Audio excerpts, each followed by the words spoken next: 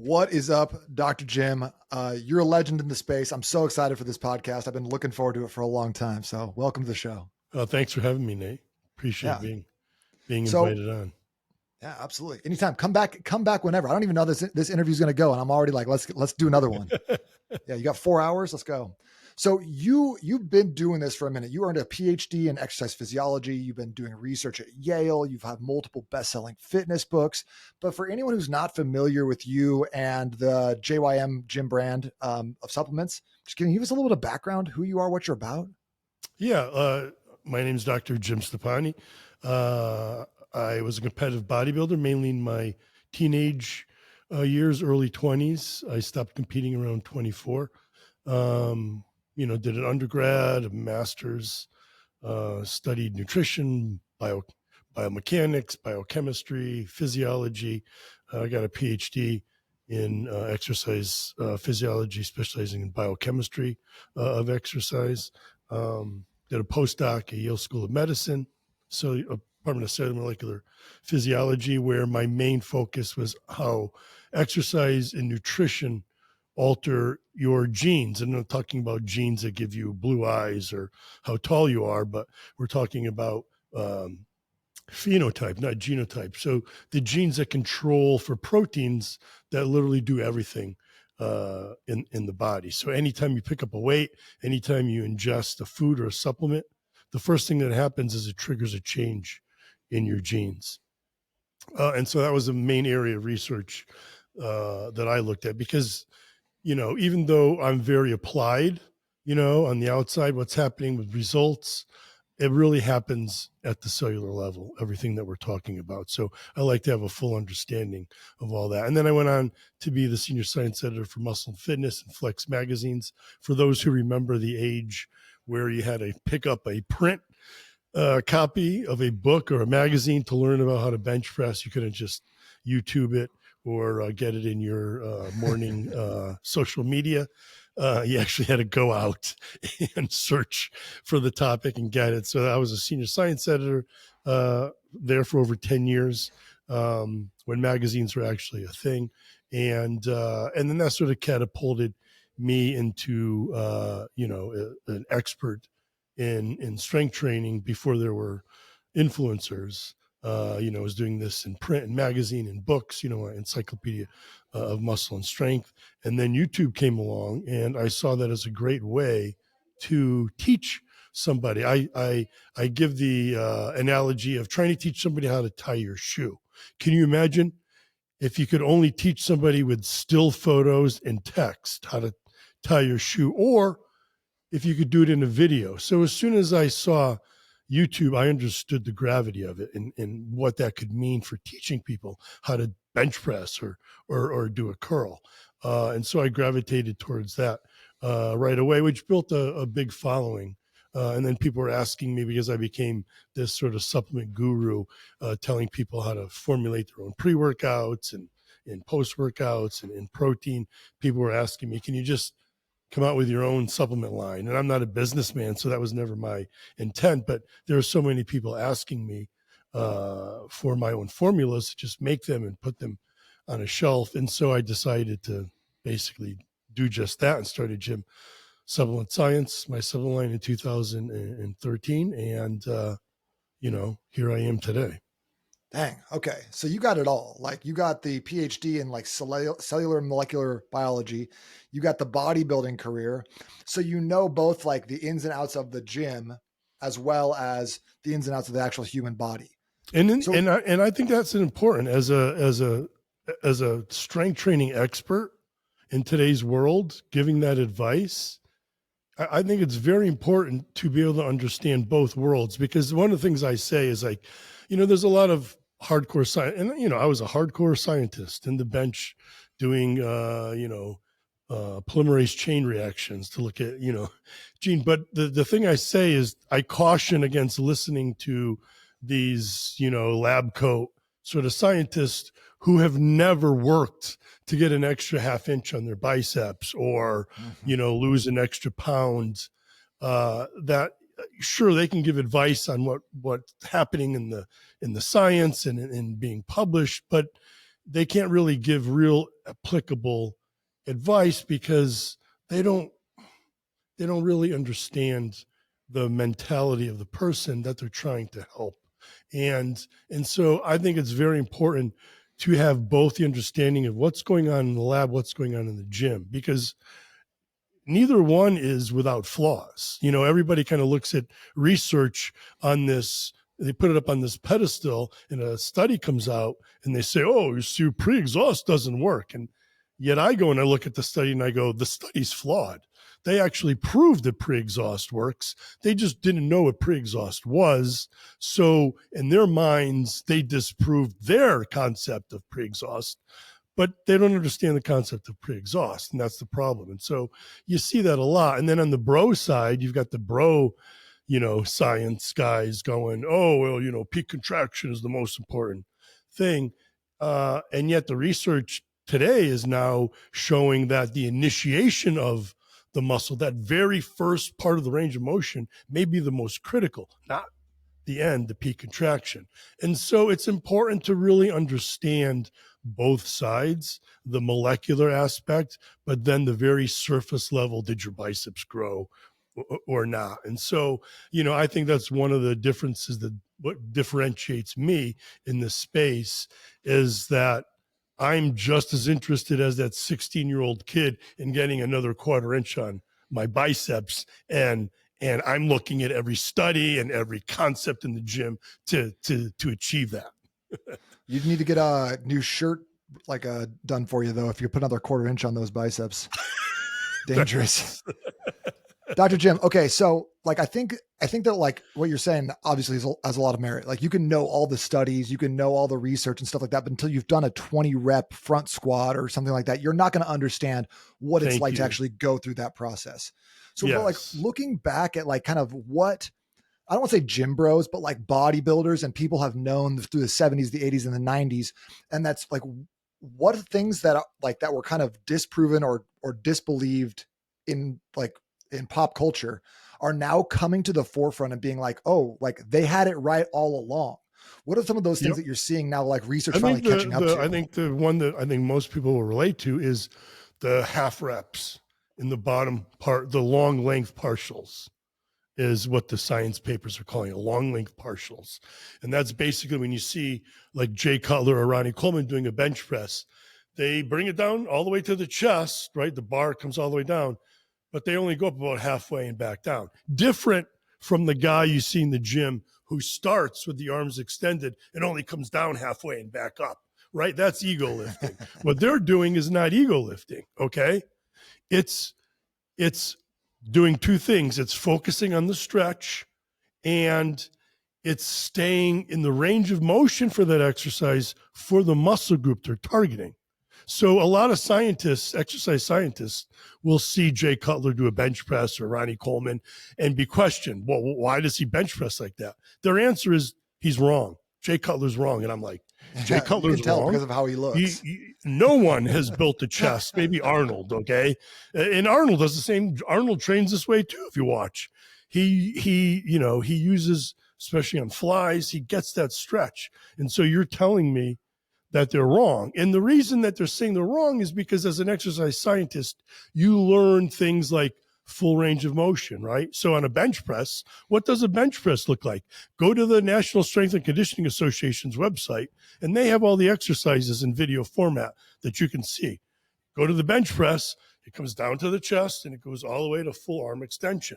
Therefore, the bodybuilder's wrong. He's doing something wrong, and the only reason he's getting results is because he's on steroids. Now, yes, the steroids are helping, sure. They are definitely helping with the response that his muscle gets from the exercise. But you're telling me Jay Cutler built one of the best bodybuilding physiques in history by doing the bench press wrong? Right? And success leaves clues, baby. And again, it gets back to the scientist and the bodybuilder. The scientist doesn't understand when you're doing a bench press, that bodybuilder intuitively knows once he goes past the halfway point, what is now taking over? The shoulders. And then the higher he goes, it's more triceps. So now he's literally taken that time under tension away from the chest to do a full complete rep. and come back down. Arguably, that's harder than easier than what he's doing. What he's doing, stopping and then going right back into it, is arguably harder to do than to go all the way up, full extension, and then back down, okay? Because the chest is technically getting a rest when you're coming to full. That's not what the bodybuilder wants in hypertrophy, right? They don't want that. And so I think one of the biggest misconceptions is that you need this full range of motion in your training. And now what the research is showing is doing these partial reps. In fact, there is a brand new study now. You could debate on the methods and the results where they did isometrics on the leg extension.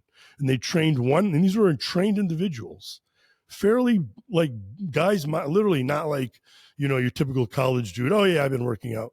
These were, if you look at the subject photos, they were guys like my size doing as their subject group. In one group, they had one leg do the leg extension isometrically. So it was locked in place, right? At the very beginning, full extension? The very beginning of so with a stretch. And all they did was press for the same amount of time, as hard as they could, as it took them to do reps to failure, about 30 seconds. So what they did is, instead of giving them like a 10 RM, they gave them a weight on the leg extension that would fail after about 30 seconds. So they're doing it for time, right? 30 seconds. How many reps can you get in 30 seconds? 10 or so, right? So somewhere around a 10 RM, basically. But they were doing it for time. Then they had the other leg trained without moving, isometrically, pushing for the same amount of time as the other leg was doing the sets, okay, isometrically. 5 sets twice a week for 6 weeks. The leg doing the full extensions grew by 1%, a 1% increase. The leg that was doing isometrics increased by 2%, the quadricep. Now, a 1% versus a 2%, 1%, when we talk about the magnitude, isn't that great of a change, right? 1%. But these are trained individuals. After 6 weeks, you're not going to see much. What they should have done was done 12 weeks, and then you would probably have seen bigger difference. But again, regardless, let's just talk about the data, right? It was not statistically significant because of 1% versus 2%. Even though 2% is essentially double, it's only 1% more, essentially. We could put 100% better results. Right. On the article title. It wasn't statistically significant because it was a small effect size. And like I said, because the magnitude of change wasn't that great, even though it was double. But it paints a picture here about what's going on in the muscle, and that maybe the most critical part of the range of motion is that initiating it. If you watch, who Sam Sulek is, right? If you've seen him do his pull downs, he does pull downs. He doesn't end his set until he can barely budge it. He's literally pulling it half of an inch, and that's a rep. And you'll see Arnold do the same thing, okay?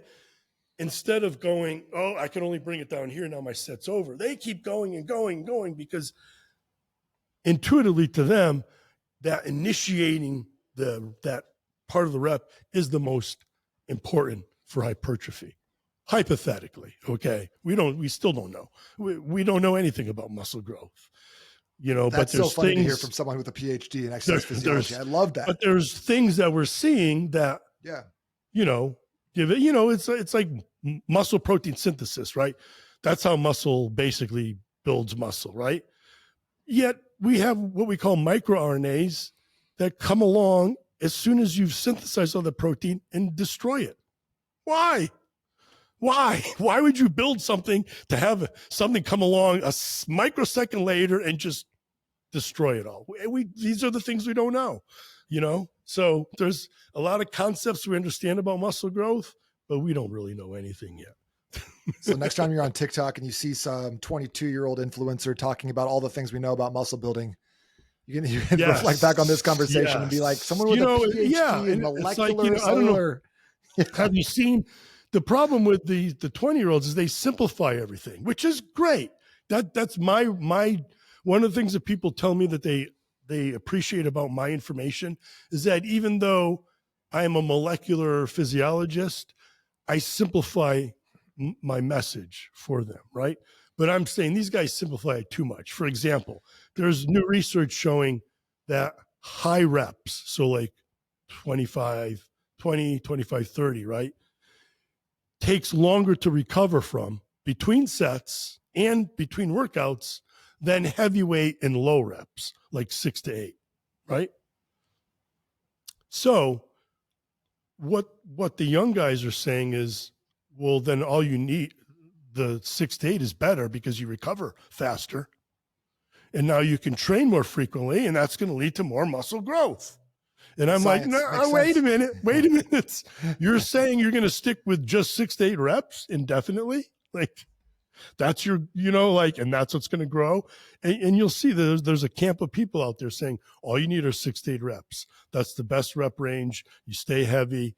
And I'm arguing, well, if it took longer for the high reps to recover from the high reps, there's something going on physiologically in the muscle that the high reps are instigating that the low reps are not. Okay? That's the way I see it. But somebody who simplifies it sees it as, well, you can recover faster with heavy weight, so just do the heavy weight. High reps are useless because it takes longer to recover from. And I'm like, there's a reason. We still don't know what it is, right?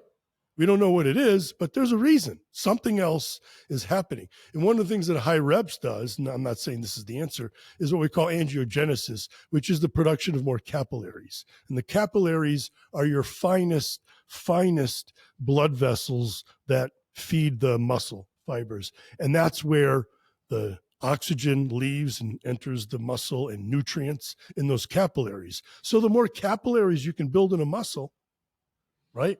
The more oxygen, more nutrients you're able to deliver to that muscle, that can help with muscle growth, right? As well as muscle endurance and yada, yada. So in my mind, heavyweight and lightweight are both effective and should be used in a periodized program.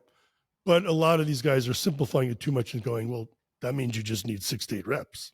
Well, we like a black and white, right? It's hard. It's hard exactly. when people say, yeah, and like, trust me, I understand. Say, it depends. A lot. This is very confusing. There's a lot of concepts here that are even confusing to me as a scientist. So, for somebody who just wants to go to the gym and gain an inch on their arms, all that noise is just noise, and they want it simplified.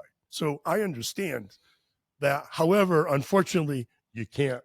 You could simplify it, but there's a lot you're going to lose. You know what I mean?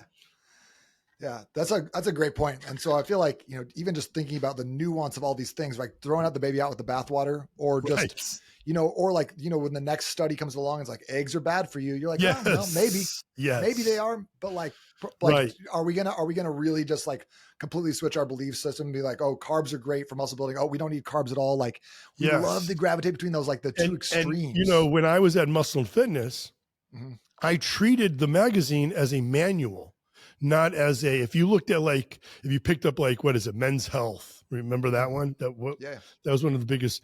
1 month, the cover would say, low carbs will save your life. The next month it says low carbs will kill you. And it's just like, what mixed message are you giving your audience? And so I viewed our magazine as a manual. I wanted it to be consistent from month to month with the information that we're giving these people so that they can achieve their goals. And so, I had a lot of issues with some of the writers because the, editor in chief, the big guy at the top wants this drama. You know what I mean? That's going to sell your takes. Yeah. Magazines, right? Oh, well, yeah. Well, we told them last month that it was going to save them. Now this month we're going to tell them it's going to kill them. That's going to drive. And I'm like, no, that's not us. I'm sorry. That's not us. We are we stay consistent. For those of you who know Joe Weider, who started Muscle and Fitness, even though he wasn't a scientist, he brought a very scientific method to bodybuilding with his Weider principles and whatnot. And so I wanted to maintain that as the science editor, that we were giving reliable, consistent information every month. Sure, we may have a new biceps workout this coming month, but the concepts of how muscle, grows and are going to stay the same. I love that. Can you talk a little bit more about, kind of like the high reps versus time under tension versus, like the heavy 6 to 8s. I mean, you already mentioned like Sam Sulek and Arnold doing like taking their sets to like absolute Yeah, failure. till they couldn't move budget. And they're probably not being like, oh, that was my 15 or that was my 8, like they're taking it Right. to like the sensation more so Yes. than some specific number that they're Rep supposed to count. get. Yep. Can you talk a little bit about muscle building and kind of like how those things can all play together? Yeah. And, like you were saying, like it's a feel, I think a lot of the top guys, the bodybuilders, the Jay Cutlers, the Arnolds, the Sam Suleks, even though he hasn't won any major, He's still a bodybuilding big awards boy, for a though. young kid, he's put on a lot of mass. Again, they're taking steroids. Yes.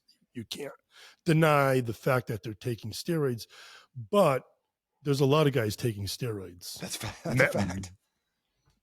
Especially today, tons of steroids, and they don't look like Jay Cutler or Arnold did, right? So Arnold, Jake, they're doing something different, and I think it's the intuitive, they feel it differently. They're the guys that you don't have to tell to pull your shoulders back and down and stick the chest out when you do a bench press. They just intuitively know for some reason. It's a feel that these guys have. That's why no one told Jay Cutler to stop at the halfway point on the bench press. He intuitively figured it out, as did Ronnie Coleman on his own. These guys it's all intuitive. You can feel it. When the chest is no longer the primary mover, and that's when they stop the set. And so like you were saying, they go till it's like a feel. It's a feel. And I think that's what really sets the top guys in bodybuilding, because when we're talking about bodybuilding, we're talking about doing things that your body doesn't want to do. Okay. For example, when I was talking about shoulders back and down, right? On social media, that's a huge debate. Do you bench press with your shoulder blades back and down, or do you allow those shoulder blades to move? Well, if you want either the biggest bench press that you can have, or B, the biggest pecs you can have, or C, the most injury-free shoulders, I highly recommend keeping your shoulder blades pulled back and down when you do the bench press. If you're going for strength, it's going to be a stronger base to push against. Okay. I do this demo on a Bosu ball where I stand on the Bosu ball and allow it to like move and slide, and my body is my arm, right? And so if I'm pushing against that Bosu ball in the bench press, and that Bosu ball is my scapula, and it's moving and rotating, then I take these blocks and I put them onto the Bosu ball to support it, and then I do a squat with my body, which is my arm, on the bench press. Which one is more stable? The one that's supporting it. And those supports are just your traps pulling the shoulder blades back and down to give it a stronger base to push against. Okay. I think a lot of this though, right? is comes down to like, what's the goal here? Because everyone wants to know the best thing, right? Yes. If you're talking about an athlete who's got to move in all these directions, then yes, on the bench press, allow them to use their scapula, allow it to move. But if your guy's trying to break the world record in the bench press, he better have his shoulder blades pulled back and down when he's doing it. Otherwise, he's never going to have the strength because of those smaller rotator cuff muscles. And then for the bodybuilder, he's keeping the shoulder blades back and down so that the shoulders don't take over on the bench press. It's the pecs that are taking over on the bench press. Okay. So you got to know what you're trying to accomplish. Exactly. And so it's all about goals. So, you'll see experts say, the people telling you to pull your shoulder blades back and down are wrong. And it's like, well, they're not wrong. They're just training a different athlete than you are, 100%. And I think people get mixed up on that because we want things to be divisive. We want it to be black and white. We want to know what the best thing is. Yeah. Well, it depends. What are you working on? Are you a shot put thrower? Are you a bodybuilder? Are you playing football? All those people are going to need different mechanisms. Thrower needs to extend fully. So on his bench press, guess what? He actually wants to allow those shoulder blades to protract and come forward. He needs to train more of the movement than the muscle. The bodybuilder needs to train more of the muscle than the movement. Thank you. Yeah. Yes. And like I was saying, bodybuilding is doing something that your body doesn't want. It's like, I want this head of the muscle to be bigger. And it's like, Well, that's not how we move. We move all three heads. And it's like, but I want to focus on this one head. Okay, well, here's what you have to do. In a tank top. You have to pull those shoulder blades back and down. Okay, keep them, get a stretch on that, and so it depends on the goal. So I got an opinion on this, but I want to know what you would do. So if you're taking a guy and he wants to look amazing, right? Doesn't care about his functional strength, doesn't care about his 1 rep max on anything. What 3 to 5 muscle groups are you going to be focused in on to help him look great at the beach? Well, you've got your shoulders, right? Because you want to have that V taper, right? Shoulders and back to get the V taper. Obviously arms, because they're going to be, and I'd probably say chest, Would you put lats in there? Yeah. I said back for the back and shoulders and back for that V taper, right? Arms, obviously, everybody wants, good looking arms. I think a lot of guys work on the biceps also more than they work on their triceps because they think that's the good. And the triceps are mirror muscle, 3/4 of your arm. But also, if you get your triceps popping from the front, that's like a whole different aesthetic too. So I'm a big fan of those, training the long head of the tricep to make sure there's an actual measurable difference in how you look in a tank top. Exactly, and that's the head that's making up the meat of the triceps is that long head. So I'm a firm believer. I'm a firm believer in doing an overhead tricep extension in almost every triceps workout, some form. Okay. What's your favorite version of that overhead tricep? You like a cable? You like a dumbbell? I love dumbbells. I love the cable. With the cable, instead of going from a high pulley, where you have to bend forward to get a good stretch on that triceps, I put the pulley at about mid back, right? And then I'm more upright, and now the elbows are pulling down, right, to get a better stretch. But I really like I used to like the cable because it's got that, constant tension. So you get a good stretch, plus you get a good peak contraction. But now I kind of like the dumbbells better because a lot of the research, like I said, is pointing to the most critical point in that range of motion is the initial that first half of the range of motion. I don't think that getting a peak contraction is as critical as getting the weight from here to here. Interesting. So I love dumbbells now because it really puts a stretch on that triceps long head. Before I would have preferred cables because you get the stretch and you get the peak contraction. But now I don't know that peak contraction is that critical, So when you're coaching someone through an exercise, specifically triceps in this case, you're going to tell them to focus more on that dead stop at the bottom. Yes. Letting themselves get into a stretch Even state. hold it there for a second. More so than you would say, get into that place where you're actually giving that good squeeze at the peak. Exactly. And if you asked me 10 years ago, I would have said it was all about that squeeze at the top. Interesting. Down there. Do you think any of that is coming from you just being very in tune with how your muscles feel and being able to actively activate the specific muscle tissue? Whereas a lot of guys you just pulling off the street who are going to the gym, they can't necessarily feel the long head of the tricep activating. So it doesn't matter quite as much. Right. Yes and no. It's more about what the research is sort of showing, and fair enough. And the way if you watch Jay Cutler do tricep press downs with a rope, he barely ever fully extends his arms. In fact, if you watch most guys with massive triceps do tricep press downs, they're not focusing on they're not focusing on the bottom. It's literally like this. That's their. I do love when videos like that get hate from guys who have 14-inch arms. Yes, that's what I'm saying. They'll say, "Well, he's wrong because he's not doing it properly," and even guys who are, like I said, exercise scientists will come on and say the same thing. Well, that's wrong, and I'm like, well, how the hell did all these guys with giant triceps build triceps? Because I see them all doing this. Okay. They're all doing this. That's their tricep press down. So you tell me they're wrong because their triceps are retarded. They're literally, you stand when Phil Heath used to compete. And, back when I was at the magazines, I was at the Olympia every year backstage. And you stand with Phil Heath right next to you. His tricep, it's like, it's crazy. It's sentient. It's talking to you. It's seriously, It's like, you can't understand how big this muscle is until you're literally standing there right in front of you. It's shocking the amount of muscle that they've built. And they did it like this. doing the partials. Without a full contraction, without a full range of motion exercise. I feel like, one of the big things I'm taking away from this right now is just Now, success I'm not saying that if I take somebody who's just starting out, I'm going to teach them to do that. I want to teach them the exercise. I want to teach them, right?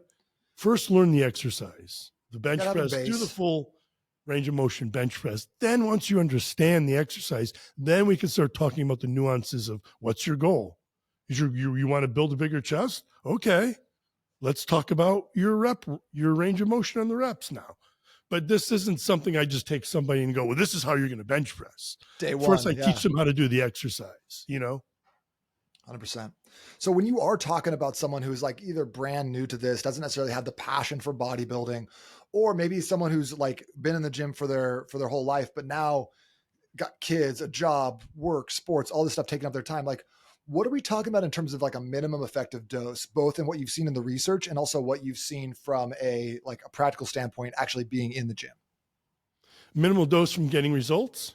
Yeah. Like I'm still talking about building muscle here more so than like a fat loss, but like, how can you continue to build muscle? What's like the lowest amount of intensity? Well, I think there was a recent study that came out that showed that if you did, I believe it was either 1 or 3 sets twice a week for a muscle, you could actually build muscle. That was like the minimal dose twice a week. I think it was even it may have even been one set twice a week, minimal dose to get results. As far as maintenance goes, you could train once a week to maintain, you go, and you can go a full 2 weeks before you lose anything. So typically the body takes about 2 weeks to change. So whether you're acclimatizing to altitude, right? You go to Denver, if you're acclimatizing to heat, right? Go to Phoenix. Yeah. Acclimatizing to heat. The body generally takes 2 weeks. So to lose that muscle, it's generally 2 weeks. And I think there's a new study that came out to confirm that you could go 2 weeks without training, without losing any strength, at least. That's good. You may lose a little bit of muscle, but not a little bit of, maybe a little bit of like just muscle size from minimal, right. Minimal dose is like literally one set, like twice a week to see results. Okay. But again, you're like, I think you could also do 3 sets. That's not a warm-up set either. Yeah. What's that? Not a warm-up set either. You're pushing yourself. Yeah.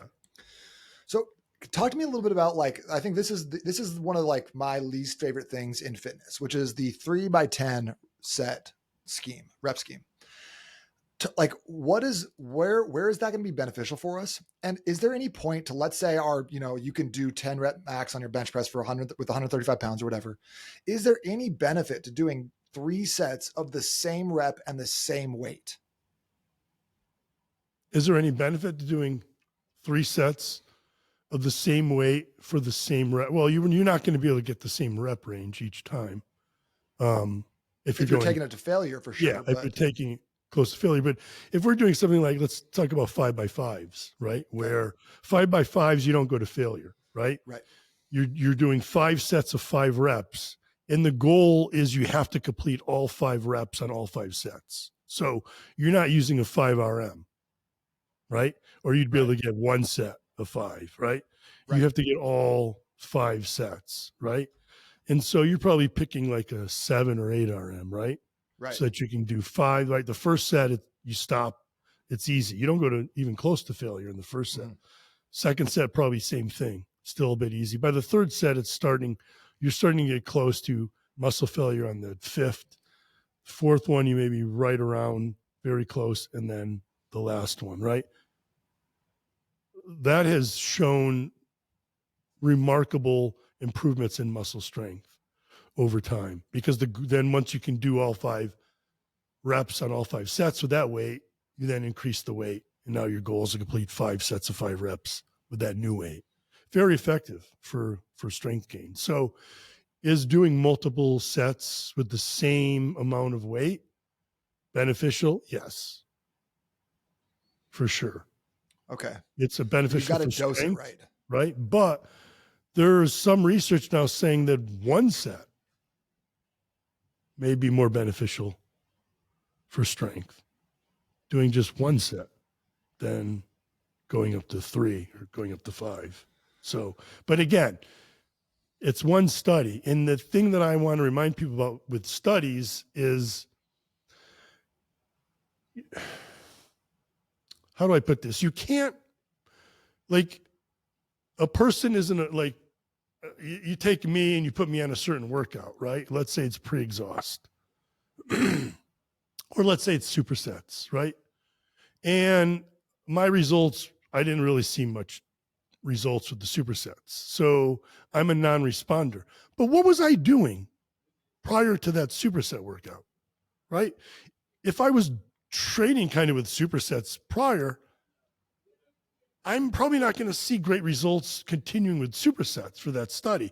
But if I wasn't doing any supersets before that study, and now you've thrown me into a study where I'm doing supersets, I'm probably going to respond differently than if I've been doing supersets for the last. So we're not a math equation. We're a chemistry. Exactly. A chemistry you can't just say, oh, you can't compare 2 different styles of workouts and say this one was better.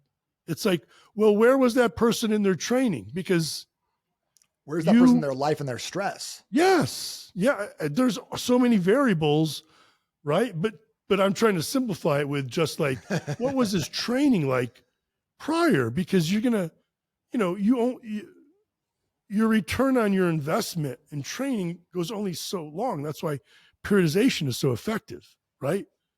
Is changing it up over time in a consistent manner, or an inconsistent manner with like undulating periodization, but there's change to the program. That's what keeps delivering progress, is changing up the stress that you place on a muscle. So, when we talk about these studies, you got to take them with a grain of salt, because it's not an absolute answer. It's not supersets were better than drop sets. Do you know what I'm saying? It's like, well, what was that? How was that subject training prior to that? And like you said, what is the stress? We know that people who are under stress don't get the same results in the gym as those with lower stress. There's research that supports that. So there's many, compounding factors there. So, the thing is, I love the research.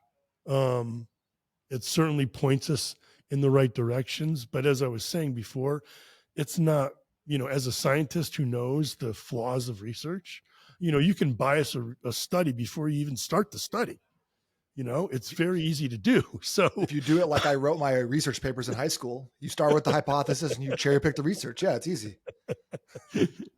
So, the research isn't the end all be all and has all the answers, to these questions. So like I said, even though there was a study showing one set may be more effective for strength, you got to take it with a grain of salt. There's also a study where they showed training with their 1 rep max, which most powerlifters rarely ever do.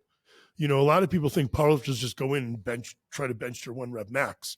Rarely do they try to bench their 1 rep max unless they're in competition. They're usually maybe going down to 2 reps at the lowest in their training. Rarely do they go to 1 rep, and rarely would that 1 rep be with their max. But there's a study suggesting that may actually be effective. And like I said, if your body can handle it, sure. But again, how are they training? Anyway, so, you can't just take one study and go, oh, see, that means you should train with your 1 rep max. And I mean, I think about that, like when you look at like some of the results from like the Bulgarian methods and stuff like that, where they're like, look at the great results these guys got. And you're like, yeah, but you left a trail of dead bodies in your wake.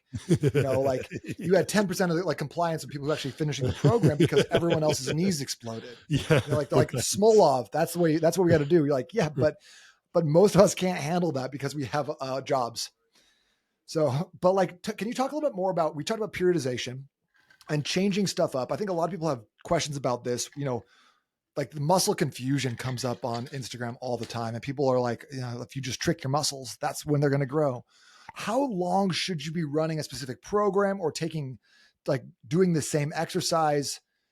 And I know this obviously depends, but Right. like before we change up the program, change up the mechanism Yeah. and I do something mean, different. like you said, there's a lot of variables in there. Like if you're a power lifter, obviously you never want to stop doing the bench press and Right. change it up. Sure, you want to add some, adjunct training, assistance exercises like dumbbell presses and, tricep extensions and those sorts of things to it, but you're never not bench pressing as a Right. power lifter, right? So how often would you change up an exercise?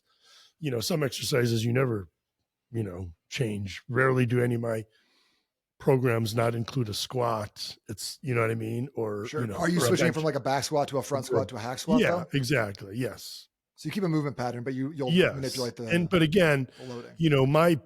The people that I'm reaching are more, they want a mixed bag of results, right? They want to look better, Mhm. right? They want to lose body fat. They want to gain muscle. They want to be stronger. They want more endurance and better So just quality the of holy life. grail They and want it nothing else, all, no right? problem. And But by the that's way, what if I you could can run a get. marathon, that'd But be you good can too. get that. You know what I mean? Like you can, right? You can lose body fat, gain muscle, get stronger, increase your muscle endurance, and have a better quality of life simply with exercise. You can't expect those things. Mhm. And so, my programs are about delivering all of those. And so my programs are based on periodization, different styles, right? I typically like more of a microcycle where you're changing it up weekly or every 2 weeks versus say monthly or every 2 months. Like the basic periodization started with mainly like Olympic athletes, right? And so they're competing, once every 4 years. But obviously they're competing in other things before the Olympics, right? And so if you sort of look at their schedule, right, whatever they're competing at, they're going back months to the competition date, and then they're starting their periodization. So they may do a month of, general, you know, preparedness where they're doing very high reps, low weight, just to get back into it from the break, right? For maybe a month. Then the next month, they may be coming down to 9 to 10 reps, right? And then a month later, they're getting, heavier into the 6 to 8, 3 to 5, closer they get to the if they're a strength, right? Like let's say a shot putter, right? Then they're getting into power training. So their periodization typically goes monthly or even every 2 months. They're changing up what they're doing.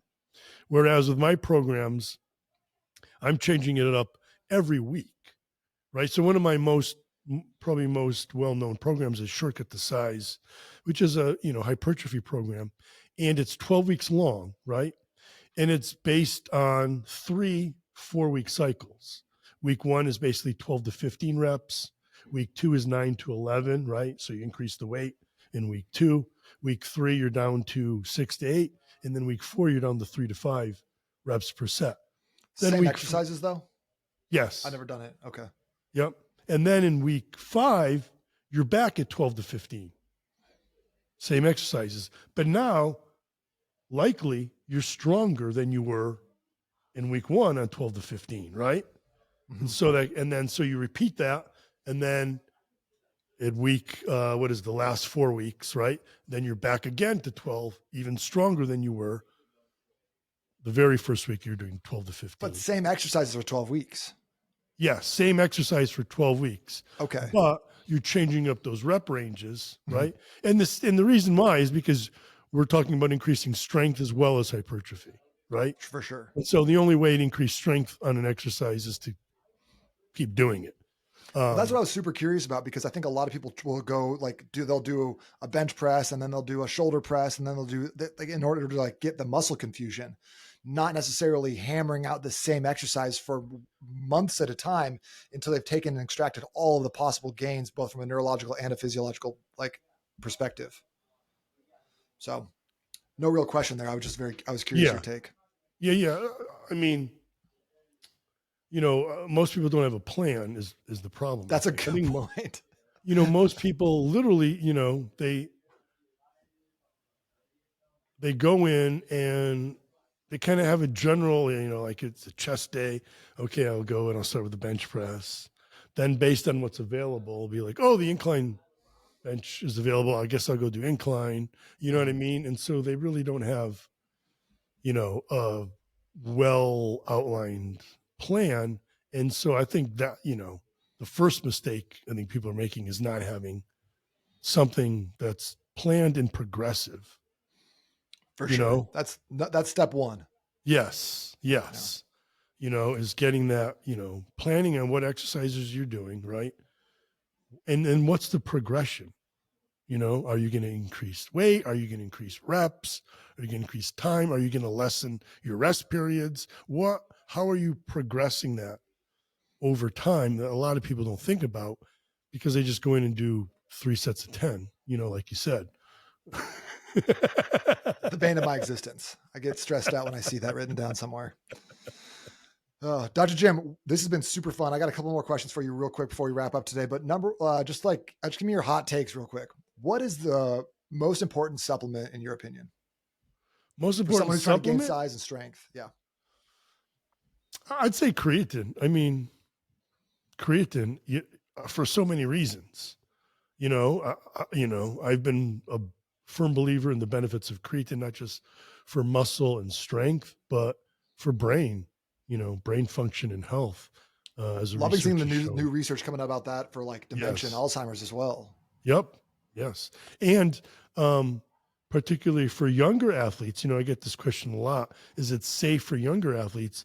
And I say it's not only safe, it's unsafe for a young athlete who's in a contact sport to not take creatine because there's evidence that it can help protect from a concussion, That's protect and huge. help you recover from it. That's So huge. if you have a young athlete, and I'm talking anyone, even 10, 11 years old, who's playing football, like not flag football, like, contact football or any other sport where it's serious contact, I highly recommend that you give them about 5 grams of creatine a day. If creatine was outlawed tomorrow, what would underground lifters be calling it? What nickname would they give it?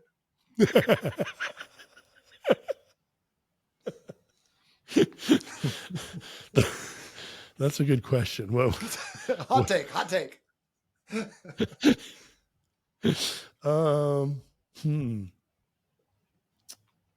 I don't know. You think about it. You get back to me. All right. I will. I got one more question for you. It's important. I think it's what the people Super have been really supplement. wanting to It's know. really a super supplement, though. I do. I've been taking 15 I mean, grams because a it's day an just energy to mess molecule. around with it. Everybody Mhm. thinks about it building muscle, but at the end of the day, it's an energy molecule. It's how you derive quick energy, which the nerve cells, not only the muscle cells, need, the nerve cells need, which is why it's so important for brain function and health. But anyway, so I would say I'll take 20 super. grams on a day when I haven't slept well, and Yeah. that seems to cut down on So some of the there's mental that fatigue. study that showed that if people were sleep deprived, about a 20-25 gram dose helped to reduce the detriments of the sleep deprivation. The brain functions better. Yeah. Do you throw that in a protein shake? You throw it in water, or you just dry scoop So it? the best way to get creatine is with carbs and protein. So with a meal, Okay. because it needs insulin. Insulin opens up the receptors that allow creatine to enter the muscle cell. So if you're trying to get into the muscle cell, you want to have your creatine with a meal. Okay. It's good to know. All right. Final question before I let you go today. This is, like I said, this is an important one. I've been waiting all episode to ask you this. How many scoops of pre-workout, Dr. Jim, would it take to get you into a Zumba class? To get into a soup. The people want to know, Jim. Probably not many. I'm interested. I like movement. So, even though I'm a, resistance training guy, I'm all about, moving the body. I think the biggest mistake people make is not moving enough. And particularly people who train and work out, they go to the gym and do an hour workout and think that they can go sit on the couch and watch TV the rest of the night or sit in their office. And that's the detriment, is a good workout can't make up for a shitty lifestyle. Pardon the French. But there's research where they took group of people who all trained about 90 minutes a week, trained similarly. And they broke them up into how much time they spent watching television. They had one group who watched more than 40 minutes a day and the other group who watched less. Same basic, they weren't put on a workout. They were just basically doing about the same. These weren't bodybuilders or anything. These general people who worked out several times a week, about 90 minutes a week, okay? The group that watched more than 40 minutes of television had higher waist circumference, had higher blood pressure, resting blood pressure, and higher blood glucose levels than the people who were training arguably the same as them, but worse. It wasn't watching television. It's about sitting, right? It's about how much time they spend sitting. So it's the take-home message here isn't to watch less than 40 minutes of television a day. The take-home message is, how much movement are you doing in your day? Because even though you exercise like these people were exercising, those who were sitting more throughout the day had less favorable health outcomes, right? With waist circumference, right? Blood glucose levels, blood pressure. These are all, showing signs of what's ahead in the future, right? Higher blood pressure, probably type 2 diabetes, obesity, right? Even though they're working out. And it's due to the extra sitting. And so, one of the things that I try to teach people is, even though you work out, you still need to be conscious about your movement throughout the day, your physical activity, not your workout. You're just moving. Are you circling the parking lot looking for the closest parking spot? Or are you taking the furthest one so that you can get a few extra steps? Are you taking the escalator or the stairs? These are ways to increase your activity throughout the day. And then if you've got a desk job, right, and you just look, I got to sit at this desk all day, then I recommend what I call my 30-60 rule, which is for every 30 minutes that you're consecutively sitting, you should get up and do a minute of movement. Anything. It could be walking, it could be stretching, do some jumping jacks, some sit-ups, some whatever you want. Just move every 30 minutes that you're sitting consecutively. I've had people who've lost 60 pounds just doing that. They changed nothing about their life other than for every 30 minutes they got up and moved for 60 seconds and lost 60 pounds just doing that. Wow. So movement, I think, is probably one of the most overlooked ways that we can improve our health in a very simple way. You don't need any equipment. You don't need a gym membership. All you need to do is move consistently throughout the day. Mic drop moment. Dr. Jim, this has been absolutely wonderful. Thank you so much for coming on, dropping some wisdom. I've had a blast. Thanks for having me. My pleasure, man. Let's plan on connecting again soon, as long as you thought it went okay. Oh yeah, I'm having a great time. So thank you so much for being here. I'm going to throw some links in the show notes, how people can get connected to you and go get that program we were talking about earlier. Awesome. Man, anything you want to leave us with before we go? No, just move, guys. Move. Even if you work out for 2 hours a day, it's not enough. You've got to be active throughout your day. Our bodies haven't evolved to the point where we should be sitting in the daytime.